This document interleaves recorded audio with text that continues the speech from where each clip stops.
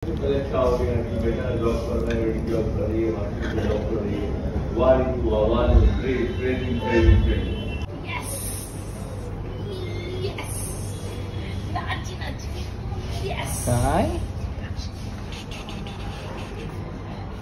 যে এটা jelly jelly jelly এটা জেলি জেলি এই যে ওই দেখো মুখটা হা করছে না একটু ওই দেখো দেখো দেখো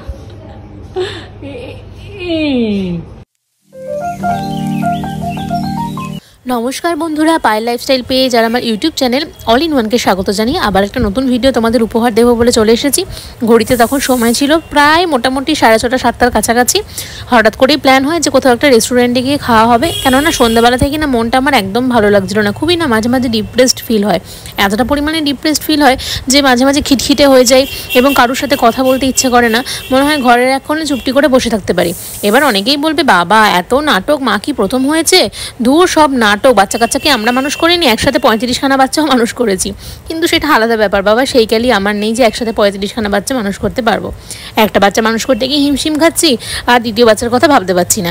আর এখানে দেখো আমরা তিনজনেই রেডি হয়ে গেছি, আর আমাদের তিনজনকে কেমন লাগছে অবশ্যই কিন্তু জানিও। আমি তো একটু মোটা হয়ে গেছি আগের থেকে, এখন হয়তো অতটা ভালো লাগে না। আর সত্যি কথা বলতে আইলাইনার, মাস্কারা, আইশ্যাডো এগুলো আমি কোনোদিনই বিশেষ পরিমাণে ইউজ করি না, খুব সিম্পল এবং সাধারণই সব জায়গায় যাই, এমনকি শুট ফুটে গেলেও সেখানেও আমি ইউজ করি না, তাই আইলাইনার পরতে মনে ভুলে গেছি।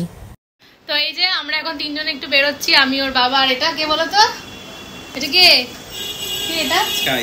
দাও তুমি নেমে যাও, তারপর দেখাচ্ছি। আগে যখন বাইরে যেতাম কি কি নিয়ে যেতাম, আর এখন ব্যাগে করে কি কি নিয়ে যেতে হবে একটু দেখাচ্ছি, দাঁড়াও। তো এই যে যাচ্ছি ঘুরতে, একটা হলো জলের বোতল, একটা হলো দুধের বোতল, দুধের ডাইপার, দুধের কৌটো, গরম জল, আচ্ছা এখানে দুটো কাপড়, এখানে ওয়াইপস, আর এখানে হলো ক্রিম। এই এত কিছু সংসার নিয়ে যেতে হবে। তুমি কিছু বলবে এই ব্যাপারটা নিয়ে? বলো। তা এত কিছু সংসার নিই তারপর যাই। না না, যুদ্ধ কি পড়ছি সেটা একদমই শেয়ার করছি না, একটু এগুলো একটুখানি নাটক করে ভিডিওটা করছি, মানে একটু যদি অন্যরকম দেখায়, একঘেয়েই তো সেই ভিডিও, এই যাচ্ছি ওই যাচ্ছি, ওই খাচ্ছি সেই খাচ্ছি। এই যে রেডি হয়ে এই যে সব বাক্স ব্যাটরা নিয়ে যাচ্ছি একটু রেস্টুরেন্টে খেতে। তো হঠাৎ করেই প্ল্যান হলো, তো কোথায় যাচ্ছি কি করছি সঙ্গে থাকো, ব্লগটাকে এনজয় করো। আর পুচকের বাবা নিচে নেমে গেছে, আজকে উবেরে করে যাব, কেননা আমাদের যে গাড়ির ভাইটা রয়েছে আর কি, এই বাসটা পুরো অন্ধকার, সে সকাল থেকে শপে ডিউটি করে এসছে, তারপরে এখন আবার ডিউটি করবে, তো তার জন্যই ওর বাবা বললো তাহলে ছাড়ো আমরা উবেরে করে চলে যাচ্ছি। তো পুরো অন্ধকারের থেকে আবার চলে এলাম আলোতে।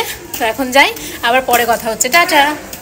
তো এই যে আমরা চলে এসেছি, আর এখানে আমার পুচকাটা ঘুমিয়ে পড়েছে, ওকে নিয়ে নিয়ে হাঁটতে হাঁটতে চলে এসেছি। গাড়িতে উঠলেই ঘুমিয়ে পড়ে, তো এই যে ঘুমিয়ে পড়েছে, তো ঢুকি এখন, পরে কথা হচ্ছে। তো গাড়িতে আস্তে আস্তে স্কাই ওদিকে ঘুমিয়ে গেছিলো, আর আমরা এদিকে রুফটপে যাওয়ার কথা ছিল, কিন্তু সত্যি কথা বলতে সবসময় বড় অট্টালিকার জিনিসপত্রগুলোই যে ভালো হবে সেরকমটা কিন্তু নয়। নামধারী জিনিস যে সবসময় ভালো হবে তা নয়, নামধারী না ছাড়া যে জিনিসগুলো অ্যাকচুয়ালি মানে যেগুলো ছোটোখাটো রেস্টুরেন্ট থাকে কিন্তু সেখানেও কিন্তু যথেষ্ট পরিমাণে খাবারগুলো ভালো থাকে। এটা হলো লেক টাউনের একটা গলির ভেতরে একটা রেস্টুরেন্ট। লেক টাউনে এরকম অলিতে গলিতে অনেক অনেক রেস্টুরেন্ট থাকে, যেগুলোর নাম হয়তো অতটা পরিমাণে আমরা সোশ্যাল মিডিয়ায় দেখতে পাই না, কিন্তু তা সত্ত্বেও এদের পরিষেবা এবং এদের খাবারের কোয়ালিটি কোয়ান্টিটি এতটা পরিমাণে ভালো, আর দামটাও এতটা পরিমাণে ভালো যে না খেলে আমার বলাতে তোমরা বিশ্বাস করতে পারবে না। রেস্টুরেন্টটির নামটি হলো দ্য রোজ। এটা 1968 না 1989 আমার মনে নেই, সেখান থেকে জিনিসটা রয়েছে, মানে ওখানে লেখা ছিল যে এত বছরের পুরনো, আর সত্যি অসাম ফুড কোয়ালিটি। এই যে ছেলে আমার উঠে গেছে, এতক্ষণ ঘুনু ঘুনু করছিল, এখন উঠে গেছে, উঠে গেছো তুমি, এখন কাবু কাবু হবে একটু, চোখে কিন্তু ঘুম, দেখো তারপরেও দেখো উঠে গেছে, দাঁড়া, চোখে কিন্তু ঘুম, তারপরে উঠে গেছে। এই যে আমরা রেস্টুরেন্টে ঘুরতে এসেছি,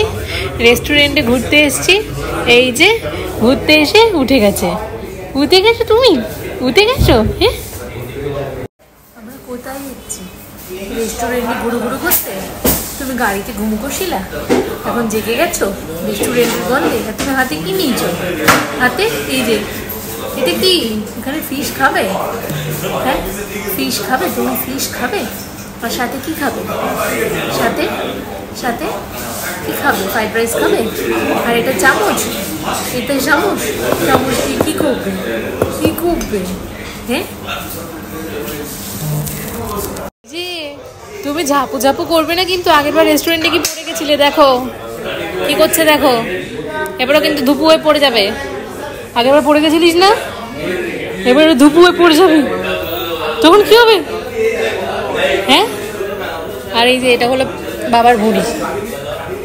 তুমি বাবার ভুঁড়ি দেখেছো? হ্যাঁ বাবাই, নাচি নাচি নাচি নাচি, মজা মজা মজা, অনেক মজা। হ্যাঁ, এই যে হলুদ জামা আর লাল জুতো পরেছে। ও বাবা, তারপরে তারপরে তারপরে হ্যাঁ, নাচি নাচি নাচি নাচি নাচি নাচি, হ্যাঁ হ্যাঁ হ্যাঁ হ্যাঁ হ্যাঁ হ্যাঁ হ্যাঁ হ্যাঁ। বলে আমি স্পুন দিয়ে কিছু খাই না, কিন্তু স্পুন আমার হাতে রাখতে খুব ভালো লাগে। I love spoon. স্পুন দিয়ে খাবে না? না, একটু খাবেন। তো সত্যি কথা বলতে গিয়ে জানো তো, সবসময় তো আমরা নিজেরাই গৃহবন্দী থাকি। একসময় আমরাও কিন্তু ওয়ার্কিং ওম্যান ছিলাম, সেখান থেকে আজ গৃহবন্দী হয়ে বাচ্চা মানুষ করছি, সেই একই একঘেয়ে কাজ, একই জীবনযাপন, আমরাও কিন্তু ডিপ্রেসড ফিল করি। এই যে ফিশ, এই যে গরম গরম একদম সাদা ফিশটা, এই ফিশটা একটু খাবে আমার মহারাজ। খাও দেখি মা। ফিশ ভালো, অল্প ফিশ ভালো। আচ্ছা, গুড না? Good good. হ্যাঁ, আর এটা ডাক্তারি মতে এটা কোনো ফালতু কথা নয়, এবং মানে কোনো একটা বাজে কথা নয় যে মাদের খিটখিটে হওয়া বা মাদের ডিপ্রেসড ফিল করাটা কিন্তু খুব খুব স্বাভাবিক।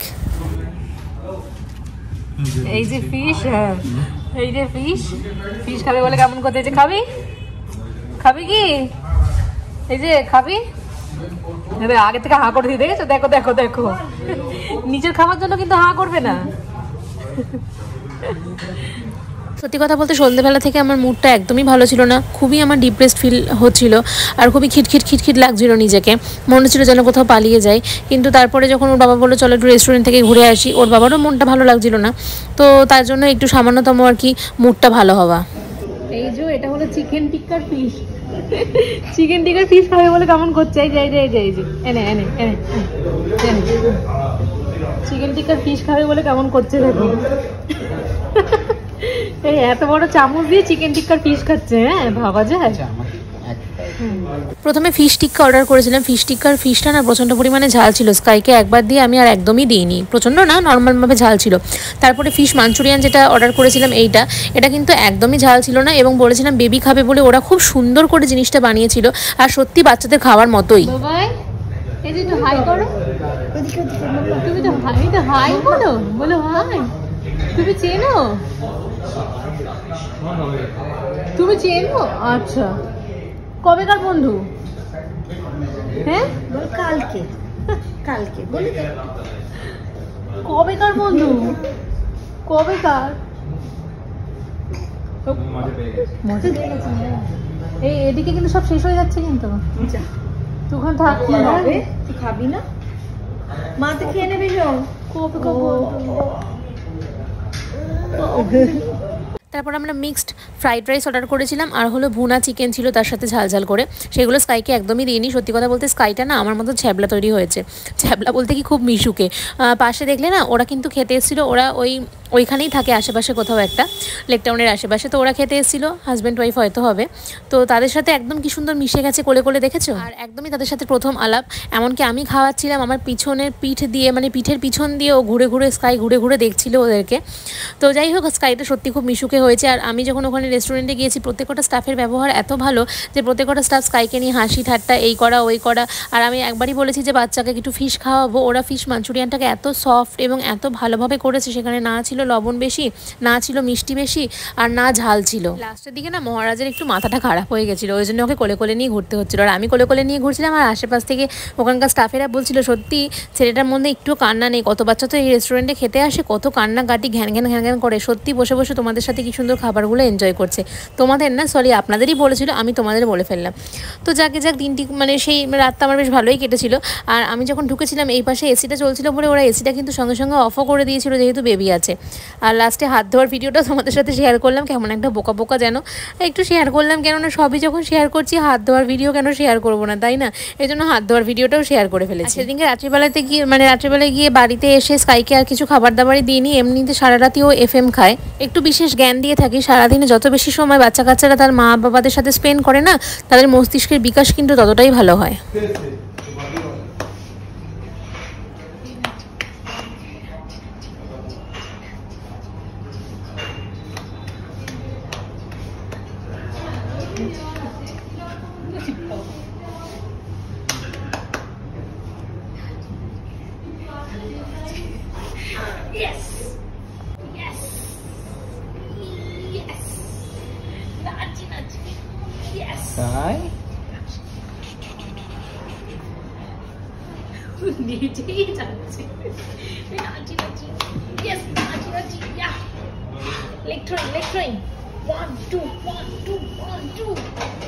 Sky.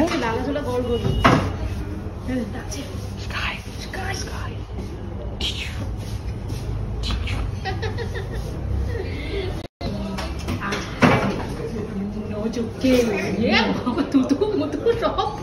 তো খাওয়া দাওয়া তো শেষ, এবার একটা সুইট ডিশের পালা।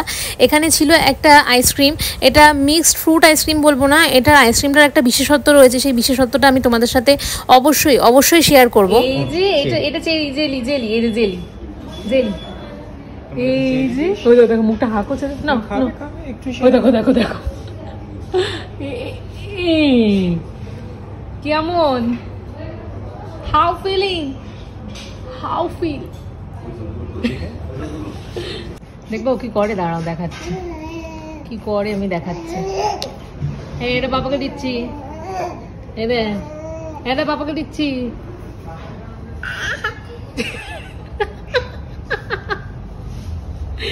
আমার বাবাকে খেতে দিবি?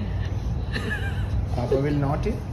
এই আইসক্রিমটার ভেতরে মানে যে কালো কালো দানাগুলো ছিল না, এগুলো হলো ব্রেসেল সিড মানে হলো তুলসীর বীজ, ঠিক আছে। তুলসীর বীজ যখন শুকিয়ে যায় তুলসী পাতা, তখন ভেতরে একটা কালো কালো বীজ পাওয়া যায়, সেই বীজটাকে ওরা তুলে এনে জলের মধ্যে ভিজিয়ে রাখলে এই জিনিসটা অনেকটা বড় বড় আকার ধারণ করে। যাদের পেটের খুব সমস্যা, গ্যাস অম্বলের প্রবলেম হয়, তারা যদি এই সিডটা সারা রাত ভিজিয়ে, ওই চিয়া সিডের মতোই আর কি, ওভারনাইট ভিজিয়ে যদি সকালবেলায় খাও, তাহলে অনেকটা ইসাবকুলের ভুসির মতো ওটা স্লিপি হয়, জিনিসটা খুব ভালো। এটা হলো এই যে দেখতে পাচ্ছ, এ হলো ম্যানেজার, মানে রোজের ম্যানেজার ছিলেন, ফ্লোর ম্যানেজার, তিনি আমাদের এই জিনিসটা খুব ভালোভাবে বুঝিয়ে দিলেন।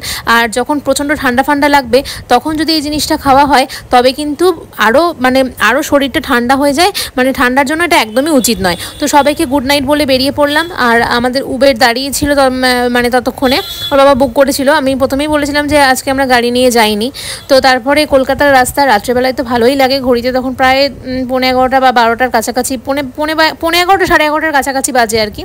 এবার বাড়ি ফেরার পালা, back to the work, back to the battle. Actually সকালবেলায় উঠে আবার সেম রুটিন, একটু মনটা খারাপ লাগছিল, যদি এই লাইফটাই সারা জীবন কাটাতে পারতাম ভালো হতো।